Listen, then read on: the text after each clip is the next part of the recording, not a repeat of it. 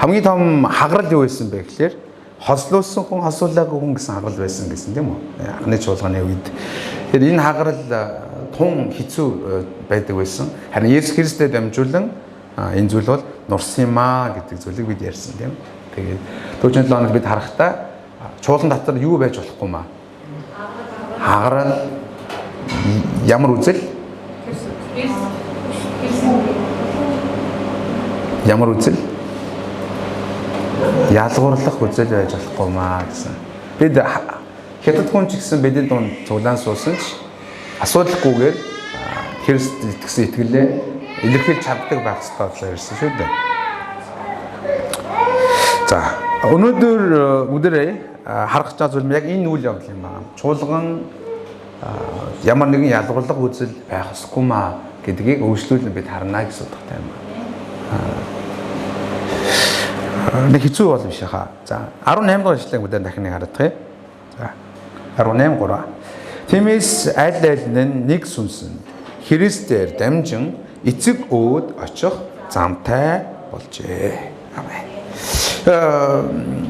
Өөрөлдөл Христ дотор бид бүгдээрээ нэг юм аа гэдгийг яриад дүгнэлт хэсэг рүүгээ 18 дугаар ишлэг орж байгаа юм байна. Тиймээс гэж яриангаа аль нь гэдэг энэ үг нь юу гэсэн үг гэхээр хослуулсан хүн үү, хослуулаа хүн үү ялгаа байхгүй гэсэн утгаараа юм байна. Өөрөөр хэлбэл чуулган дотор баян ядуу, настай залуу, торонхаа бүдүүн, иймэрхүү аль нь хүмүүс нь ямар ч төрлийн хүн байсан энэ нь нэг сүнсэнд Христээр дамжин Бурхан өөд очих замтай болсон юм аа гэж хэлж байна гэсэн үг.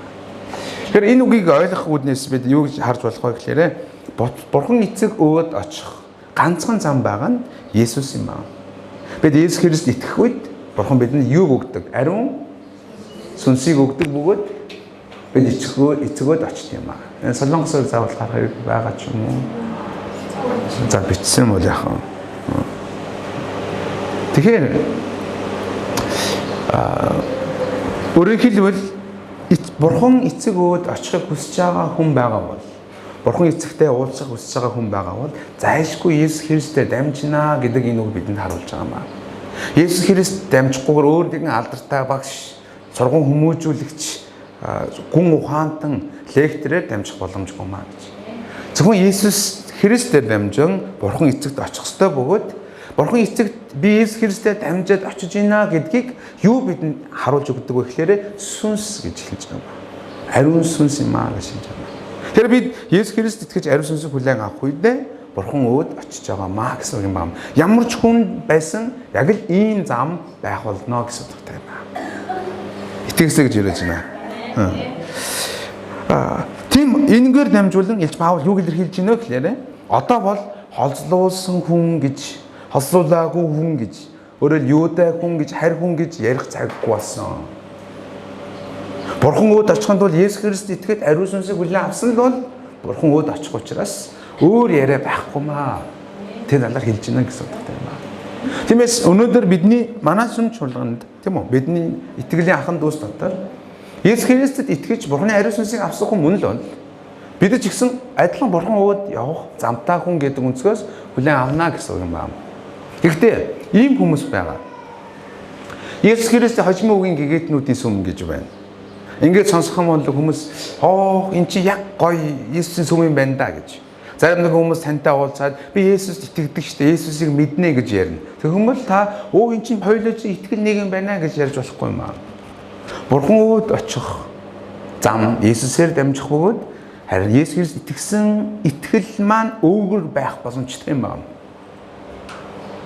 Зарим хүмүүс Есүсийг багш гэж итгэж байгаа бол ялангуяа ислам шашинтай хүмүүс мөн саний миний ярьсан Есүс Христийн хожим үеийн гээдний сүм буюу мормын сүм нь Есүсийг иш үзүүлэгчдийн нэг гэж харж байгаа. Түүхэн бодит хүн гэдэг өнцгөөс харж байгаа хэрнээ зүгээр иш үзүүлэгч гэж харж байгаа. Бурханы үгийг дамжуулсан тухайн үеийн иш үзүүлэгч хүн гэдэг өнцгөөс харж байна. Тэгвэл бид тэр хүлээн зөвшөөрж болохгүй гэсэн юм байна. Тэгээд энэ дээр асуудлаас гадна ариун сүнс байна уугүй юу гэдгээр бид нэг зам дээр явж гинэ үгүй гэдгээ шийдэх боломжтой юм байна. Яг одоо ингэж ярихад та хэд мэн сайн ойлгохгүй ч магадгүй ч дараа нь яг ийм хүнтэй уулзаад ирэхээр энэ үг хэрэг бол. Зарим хүмүүс ингэж боддог. Гаж урсгал руу орсон хүмүүсийг бодоод ямар ийм жоохон ухаан муутай хүмүүс юм бэ? Гаж урсгал ороод ахтай яа гэм бэ гэж боддог. Солонгосын гаж урсгалуудыг харуулна шүү дээ. Хэдэн 100 мянгараа гаж урсгал дотор явж байгаа. Гэхдээ шүүгч, прокурор, эмчнэр, урлагийнхан тэр дотор явж байгаа. Ямар ч хүн харсан ухаантай хүн гэж бодмоор хүмүүс гаж урсгал дотор явж байдаг. Тэд яг үндэ ухаангүй учраас гаж урсгалд ордог юм биш юм аа. Үнэнийг бүрэн дүрэн хүлээн авч чадаагүй ойлгоогүй учраас тэр юм аа. Үнэнийг ойлгох үед худал харагддаг юм. Худал гэдгийг үнэнийг ойлгохоос нааш харагдахгүй юм аа. Тэгээд ойлгосоо гэж яриад байна. Аристотелийг хараадах юм да. Тийм бол та нар цаашид хин гэж гадныхан гаргаарай. Гадныхан болон ирмэл хүмүүс харин ариун хүмүүсийн адил Бурхны нутгийн иргэд бөгөөд Бурхны гэр бүлийн юм аа. Амен. За энэ дээр өршүүлэн хэлэхдээ тийм учраас та нар Бурхан эцэг өгөөд очихын тулд Есүс Христэд итгээд ариун сүнсийг авсан хүмүүс мөн юм бол тийм хүмүүс мөн юм бол та нар эхнийх нь гадны хүн бол биш юм аа гэж хэлж байгаа. Гадны хүн бол биш юм аа. Өөрөөр хэлбэл Бурханы хаанчлалын хувьд та нар гадны хүн биш ээ. Юудах хүмүүсийн хувьд, холлуусан хүмүүсийн хувьд бол хариуцдаг хүмүүсийг гадныхан гэж ярьж байсан байна даа. Харин Илж Паул энэ үгээр дамжуулан одоо бол та нар гадных биш ээ. Та нар Есүс Христ гэж ариун сүнсийг хүлээн авсан, Бурхан руу очих замыг хүлээн авсан хүмүүсийн хувьд та нар гадны хүн гэж ярихдаггүй маа. Хоёрдугаарх нь та нар ямар хүн биш юм аа? Ирмэл хүн бас биш юм аа. Өөрөөр хэлбэл ирмэл хүн гэдэг үгийг арай өөр орчуулахдаа төр сууршигч хүн биш юм аа гэсэн үг юм аа. Өөрөөр хэлбэл Бурханы хаанчлал дотор хэсэг зур сууршиж амьдарч байгаад буцаад явах хүн биш юм аа гэсэн үг. Ойлгож байна уу? Гадны хүн биш, нөгөөх нь ирмэл хүн биш. Дагаад хэлэх хүн гадны хүн биш. Бас ирмэл хүн биш. Одоо ийм хүн биш юм аа гэж хэлж байна. Харин үргэлжлүүлэн хэлэхдээ та нар бол ариун хүмүүсийн адил нутгийн иргэд юм аа гэж. Есүс Христэд итгэж ариун сүнсийг хүлээн авсан Бурхан өөд явж байгаа хүмүүс бол Бурханы хаанчлалын хувьд бол нутгийн иргэд юм аа гэж. Нутгийн иргэн. Тэгээ шууд ойлгож штэ тийм үстэй. Нутгийн иргэн. Тэгээ манай отгоо ахлагч маань доронтод биш увстай яваага өөрийнхөө увст өөрийнхөө нутагтаа очсон сайн мэдээ ярьж байгаа. Тэгэхээр отгоолагчтай саяхан ирээд уулзсан байхгүй юу ярьсан бэ гэхээр өөр хүмүүс зөндөө олон гаднаас ирээд ингээ сайн мэдээ яриа зөндөө оролцсон гинэ. Андаа бүтлгүүтэй байсан. Отгоолагч болохоор нутагтаа очиж байгаа болохоор яг нутгийнхаа аялгаар нутгийнхаа соёлоор зан аашаараа ингээ сайн мэдээ ярьж байгаа. Хэрэлдээл сайн мэдээ ярьж байгаа гэж байгаа. Дундаа хараад ярьж байгаа. Бас өөр ингээд хөөсөн гинэ. Бараг энэ чинээс явмаа. Чи намайг хөөдөг хий ингээл тэгэл хэрэлдээл ингээд явж байгаа. Сайн мэдээ яриа. Юу учраас тэгж чадчих. Нутгийн хүн учраас. Өөрөөр хэлбэл бид Бурханы хаанчлалын хувьд одоо нутгийн хүмүүс юм. Бид нутгийн хүн гэдэг онцгоос хармаар байгаа. Өөрсдийнхөө Христ итгэлий. Бурханы хаанчлалын нутгийн хүн. Би нэг юм гадны хүн биш, түүрэн Христ дотор орж ирээд сууж байгаа хүн биш юм аа. Айлын дээр нутгийн хүн болчихсон. Одоо жоохон учраа болох хэрэгтэй юм аа. Нутгийн хүмүүстэйгээ. Хажуунаас нутгийн хүмүүстэйгээ учраа болъё. Тэдний бид нутгийн хүмүүс болчихсон юм аа. Бурханы хаанчлал бол миний нутаг гэж ойлгох хэрэгтэй юм аа. Энэ ойлгож суухад үнэхээр хэцүү ах шиг байна. Зарим хүмүүсийн хувьд дэлхийн өөрийнх нь нутаг юм шиг байна. Яг үндэ бид тийм биш шүү. Бид бол Бурханы хаанчлалын нутгийн иргэн. Тиймээс энэ нутагт бид тасмаар байгаа юм. Энэ соёлдоо. Хоёрдугаархан Паул үргэлжлүүлэн хэлэхдээ бөгөөд Бурханы гэр бүлийнх юм аа гэж хэлсэн байна. Нутгийн иргэнээс цаашлаад байна шүү дээ. Хэлж Паул нутгийн иргэнээс нэг алхам цаашлаад Бурханы гэр бүлийнх юм аа гэж хэлж байна. Өөрөөр хэлбэл бид Есүс Христэд итгэж ариун сүнсийг хүлээн аван Бурхан эцэг өөд очих замаар алхаж байгаа нэгний хувьд Бид Бурхны гэр бүлийн гишүүн гэж байна. Бурхны гэр бүлийн гишүүн юм амен. Та нар сайн мэдж байгаа ойлгож байгаа. Тэгсэн ч их сажид хүндээ Бурхны гэр бүлийн шүү гэж яддаг гэж. Амен. Бурхны гэр бүлийнх юм байна. Тэгэхээр өөрөөр хэлбэл Есүс Христ гэж байгаа бид аль Христ гэж хүн байсан бүгдээрээ Бурхны гэр бүлийнх юм аа. Паулын үгээр дамжуулан Эфес чуулганы итгэгчнэр хэлж байгаа. Эфес чуулганыхаа та нар одоо гадны хүн биш. Та нар ирмэл хүн биш ээ. Та нар юудэ хүмүүсийн адил, ариун хүмүүсийн адил одоо Бурхны нутгийн иргэн хүн бас Бурхны гэр бүл юм аа гэж. Энэ үг бидэнд тийм хүн маш юм сериосны тусахгүй байх л да. Гэхдээ тухайн үеийн анхны итгэгчнэр байгаа Эфес чуулганы хариу үндэстэн хүмүүсүүд маш хүчтэй тусч байгаа юм аа. Яг л тэд гаднах гэсэн ойлголттой байж байгаад одоо Бурхны гэр бүл гэсэн ойлголттой болж байгаа учраас тэр юм аа. Тиймээс бид бол бас адилхан Бурхны гэр бүл юм аа. Бурханд та бидний эцэг юм аа. Тэр бид анхаарал тавих болно амен. Тэгэхээр би бас баян хэлдэг байсан шүү дээ. Бид адилхан Бурхны гэр бүлийн гишүүн юм аа. Хин нэгэн чуулганыхаа гишүүнийг муу хэлж гинэ гэдэг маань өөрийнх нь гэр бүлийг муу хэлж байгаатай адилхан юм аа. Хин нэгэн чуулганыхаа гэр бүлийн гишүүн муухай явахыг харахтаа хогчин гэж бодож байгаа бол өөрийнх нь гэр бүлийн гишүүнийг хогчин гэж байгаатай адилхан юм аа. Хаа нэг газар чуулган муу байна гэдгийг сонсохдоо манай чуулган лаг байгаа штэ гэж өнгөрж байгаа бол та өөрийнхөө гэр бүлийн дотроо л өнгөрж байгаа хэрэг болж байгаа юм аа. Яг үндэ чуулган гэдэг ойлголт бол бүхэлдээ Бурхны гэр бүл юм аа. Бид ялангуяа эзний цуглааныхан бид нэр чуулганы талаарх юм өргөн ойлголттой баймаар байна. Бид нар бол Бурхны гэр бүл юм аа.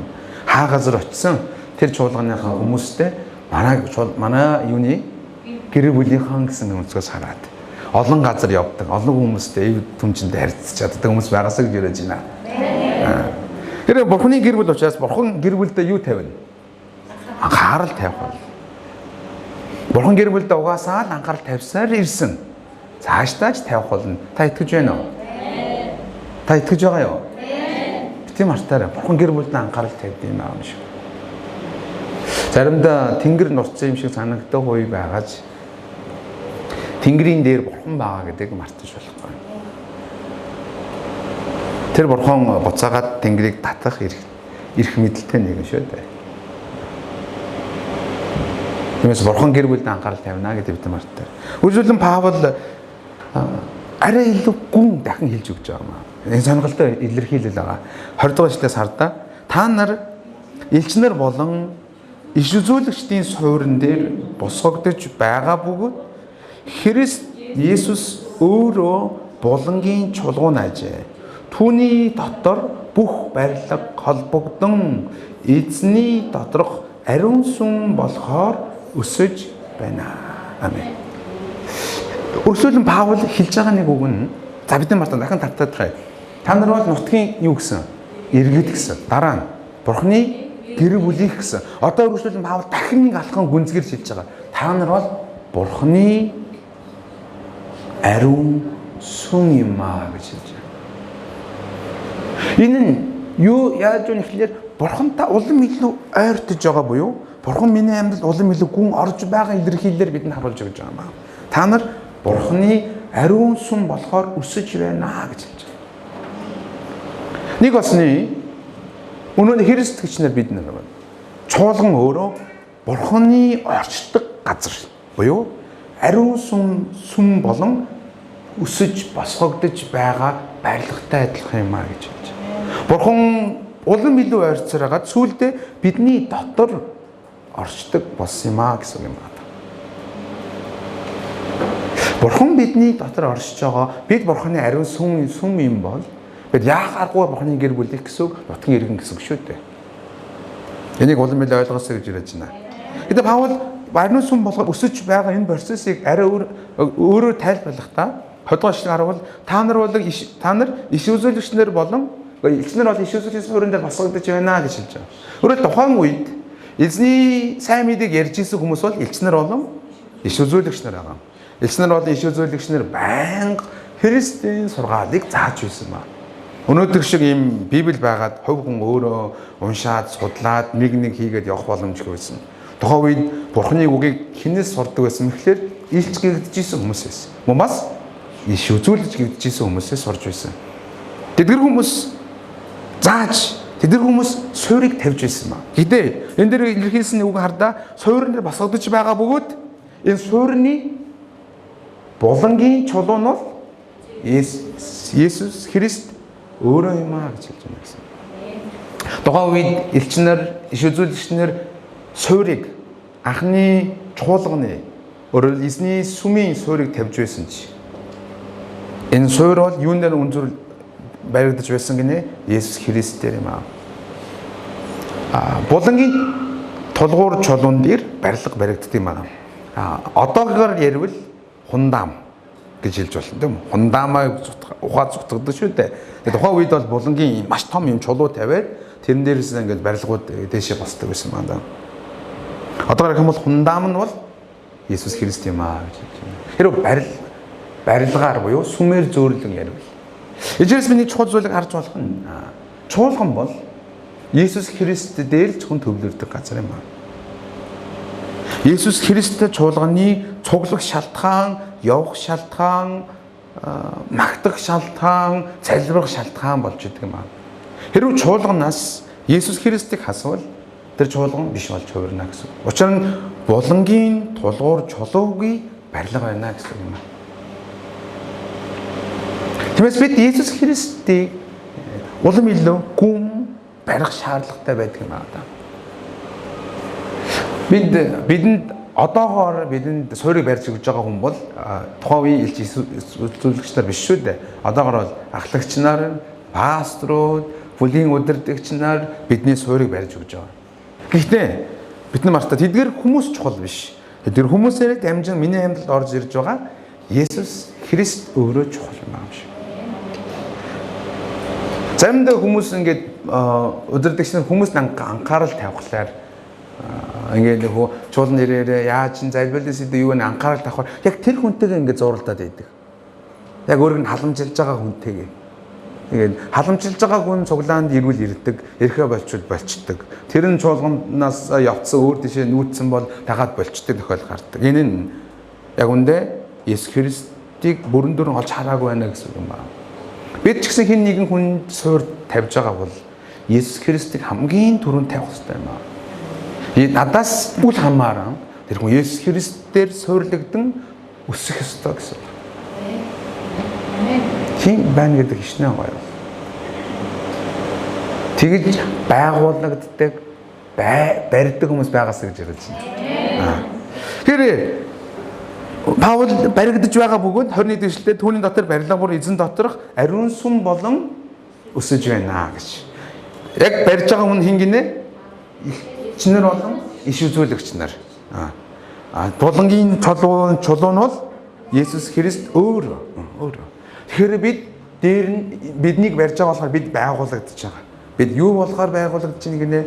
Бурхны ариун сүм болохоор байгуулагдаж байна. 22 дугаар ишлэгийг хараад та нар ч гэсэн сүнс дотор Бурхны орших газар болохоор Христ өөр хамтдаа байгуулагдаж байна. Амен. Паул руу дахин энийг онцолж өгч байгаа юм. Та нар сүнс дотор Бурхны орших газар болохоор Христ дотор байгуулагдаж байна. Бурхны орших газар гэдэг энэ үг маань юу илэрхийлж байгаа вэ? Хариу сүмийг илэрхийлж байна. Яг энэ чэнэс нэгэн чухал үг гарч ирдэг. Тэр нь юу гэхээр Бурхан орших газар хайсан юм аа гэдэг онол. Бурхан төрлийг бүтээхдээ орших газар хайсан юм аа гэдэг. Тэр орших газар бол та бид аа.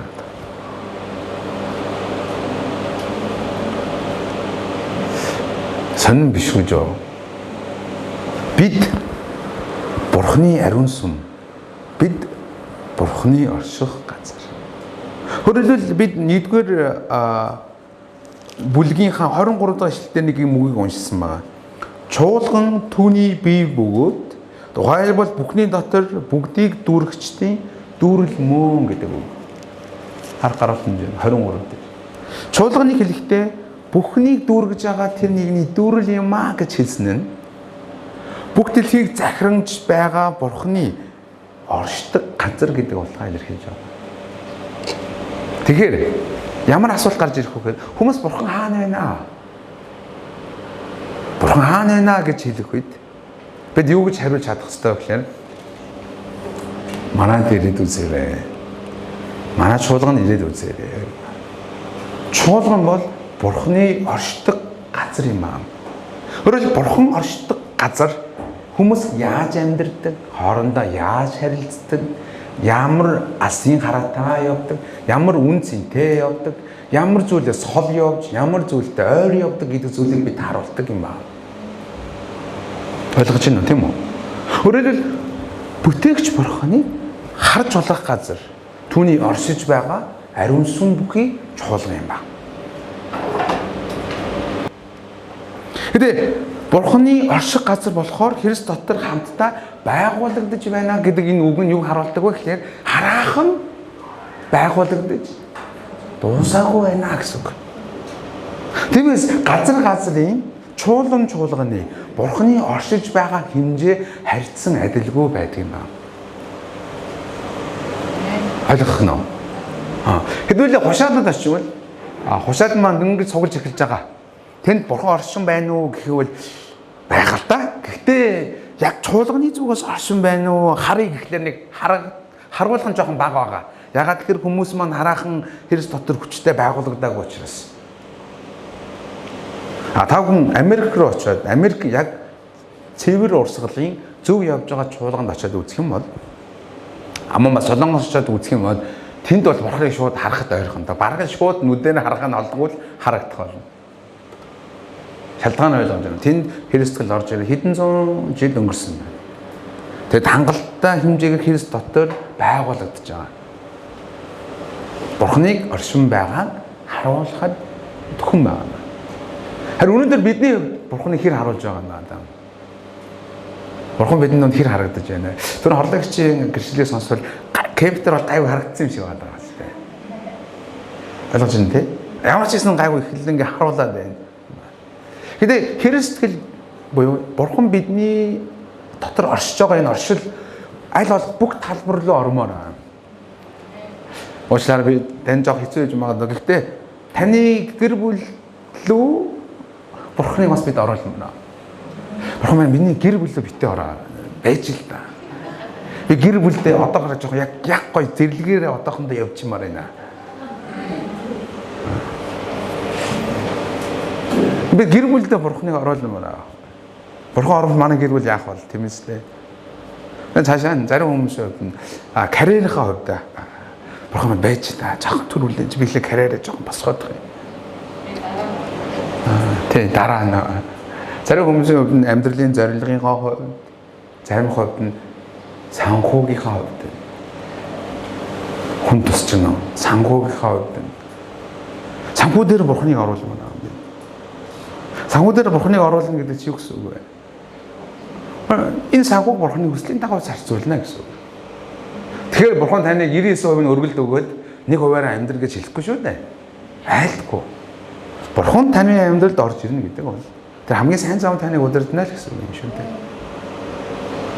Тэгэхээр бид Бурханы орших газар болон байгуулагдаж байгаа хүмүүсийн хувьд энэ байгуулагдаж байгаа ажлыг улам илүү хүчтэй өргөн гүн болгомоор байгаа. Бурхан таны хувьд зөвхөн сүмд ирдэг эртсийн хувьд л оршиж баймаргүй байгаамаа. Бурхан таны хувьд таны бүх талбарт ормоор байгаамаа. Бид Бурханыг бүх талбарт оруулвал хичнээн гайхалтай хамт олоныг бий болгож чадах юм аа. Тэгвэл яавал Бурхан орших газраа хайж байгаа бид Бурханыг бүх талбарт оруулж чадах вэ? Амархан шүү дээ. Баян Бурхан энэ тал дээр юу гэж хэлсэн байдаг үлээ юм. Бурханы үгэн дээр юу гэж хэлсэн байдаг үлээ юм. Тэгвэл Бурханы үгийн дагуу үлдэх нь Бурханыг оруулж ирж байгаа хэрэг юм байна. Тэрнээс шинэ нэг юм сүнс орж ирээд юм уу ярих гэсэн үг шүү дээ. Ойлгосоо гэж ярьж байна. За номлоо дахин мэдэх юм бол түрүүчийн 7 хоногийн хэсэг шүү дээ. Христ дотор бид юу юм аа? Нэг юм аа гэдэг хэлж өгч байгаа. 18 дэшлэл цааш ингээд эргэлжлүүлэн ингээд харах юм бол аль аль нь ариун сүнсээр дамжуулан Есүс Христ гэсэн итгэлээр Бурхан эцэг очих нэгэн замтай болсон гэж тийм үү? Бид Есүс Христэд итгэж ариун сүнсийг хүлээн авч Бурхан эцэг рүү очих замаар алхаж байгаа хүмүүсийн хувьд юу биш юм аа? Гадны хүн биш юм Бурханы хаанчлалын хувьд. Мөн бас ирмэл хүмүүс биш юм аа. Түр зур оршиж байгаа хүмүүс биш юм аа. Одоо ийм бодолтой хүмүүс байсан бол одоо өөрчлөөсөө гэж яриад байна. Ийм түр зур итгээд үзье. 20 жил итгээд үзье гэсэн бодолтой явж байгаа хүмүүс байгаа бол нэг нь шийдсэн зам юунд айдаг вэ? Харин ямар хүмүүс юм аа? Нутгийн иргэд юм аа. Бурханы хаанчлалын нутгийн иргэн юм аа. Хичнээн гоё. Нутгийн хүн. Нөгөөх нь хоёрдугаарх нь Бурханы гэр бүл юм аа гэсэн. Бурхан бид бүгдээр Бурханы гэр бүл, Бурхан бидэнд санаа тавьдаг түүний гэр бүлийн хүмүүс юм аа. Гуравдугаарх нь юу юм аа? Бурханы ариун сүм буюу түүний орших газар юм аа. Бурхан бидний дунд, бидний дотор оршдог юм аа гэж. Гэхдээ Бурхан биднийг оршихын төлөө илч болон иш үзүүлэгч нар буюу одоо цагийн удирдагч нарыг гаргаж ирээд тавьчихсан байгаа. Тэд нар үгээр дамжуулан биднийг байгуулж байгаа. Харин бид хэр хэмжээнд байгуулах гэдгийг бид өөрсдөө шийдэж байгаа. Тийм ээ? Амьдралаа олон талбарт Бурханыг оруулаасай гэж яриад байна.